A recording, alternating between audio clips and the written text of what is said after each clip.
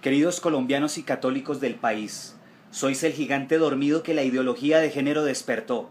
En semanas pasadas habéis sido citados a marchas y jornadas de oración en las que llenaste las calles y plazas del país para defender la familia y los niños en contra de la ideología de género y la ideología de la paz.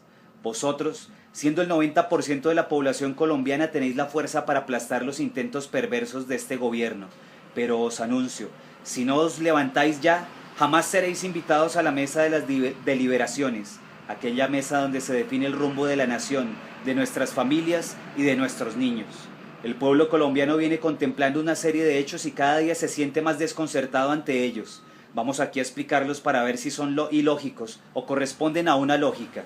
Vosotros conformasteis varios comités del no por el país y representáis al más del 60% de la población colombiana que no votó, que no se sintió representada ni por los del sí ni por quienes aparecían encabezando el no en los medios.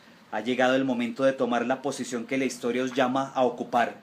Los católicos tomamos la decisión de oponernos a los acuerdos de La Habana por estudiarlos y reconocer en ellos la implantación de la ideología de género y la de un régimen peor que el de Venezuela. Nuestros comités del no tuvieron ninguna relación con el de la oposición.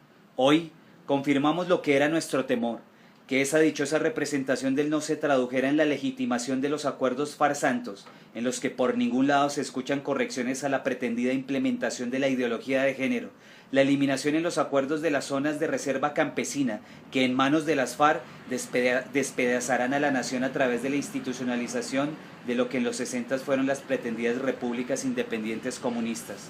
Tampoco escuchamos la voz de la oposición contra la representatividad política de los narcoterroristas, que no solo es de 5 curules en Senado y 5 curules en Cámara, sino que ese es el mínimo, además de 16 circunscripciones especiales y todas las demás opciones que les dará la alianza con todo tipo de grupos y movimientos, los cuales no han parado de crecer por el país por cuenta de los milicianos que llevan 6 años moviéndose sin parar. Ejemplos de esto son la Marcha Patriótica, la Unión Patriótica, el Partido Comunista y el Polo. Al final del día, estamos ante la toma del Congreso de la República por parte de los criminales y nadie dice nada. Tampoco dijeron nada sobre los grupos de represión que se implementarán para perseguir a quienes se opongan a lo que el binomio Far-Santos pretenderá hacer con el país en nombre de esa paz. En estos momentos, pareciera que la votación del plebiscito hubiera sido entre los del sí y los del sí y solo sí. Se equivocan. Nos levantaremos para que la ideología de género no se implemente con el resto de aberraciones del documento. Esta orfandad en la visibilidad de los comités católicos del no nos ha obligado de nuevo a salir a estas cámaras. Fortaleceremos la red nacional de católicos y visitaremos si es necesario cada rincón del país. Y nos levantaremos para estar en la mesa de la renegociación. Sigue girando la rueda de los acontecimientos y la ciudadanía se encuentra ante otros fenómenos no menos desconcertantes. La gente está de nuevo matándose en las comunas de Medellín. Los habitantes de la calle han crecido de manera exponencial en los últimos 6 años, abarrotando las calles del país. Municipios como Jurado, Chocó se desplazan por completo por hambre. No se solucionó nunca en 6 años el problema de la energía en la costa atlántica, la cual está además hundida en agua por los efectos del huracán Matthews. La delincuencia común y las bandas criminales hacen de las suyas a lo largo y ancho del país. Y no mencionemos la Guajira, que además de estar en ruinas, se volvió el discurso recurrente de todo tipo de oportunistas. Y aquí viene la pregunta: si en Colombia no hay ningún tipo de inversión en el pueblo, ¿a dónde se van los recursos de los colombianos? Por ejemplo, los de la venta de Isagen. La población se siente desconcertada al comprobar que todo aquel movimiento de recursos desemboca en una concentración en manos de la oligarquía, contratistas, hombres de los partidos de la mal llamada Unidad Nacional ligados a la vida de la especulación, reunidos para llevar a la realidad el programa de cambio de democracia en socialismo dictado desde La Habana por los castristas.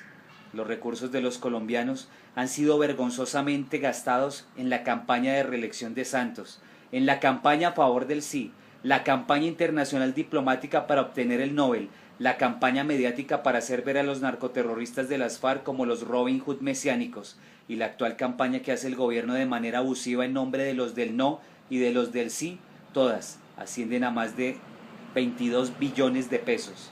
Es por estas estrategias que hoy ustedes ven marchas con las mismas banderas en diferentes partes del país. Estas marchas, así como lo denunciamos con la campaña del sí, son artificiales, son para presionar que el acuerdo de La Habana se apruebe como está, de manera vergonzosa. Y otra cosa, aparece clara al pueblo cuando observa los hechos de la realidad. La variación de los precios del petróleo viene ocurriendo hace más de 10 años en el mundo.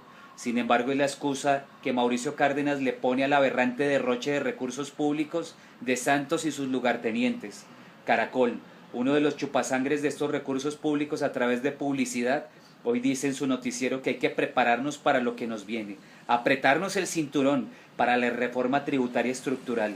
Y surge otra pregunta: ¿por qué Colombia está en guerra civil para que Santos hiciera lobby para su premio Nobel, pero no está en guerra civil para que le impongan esta carga impositiva?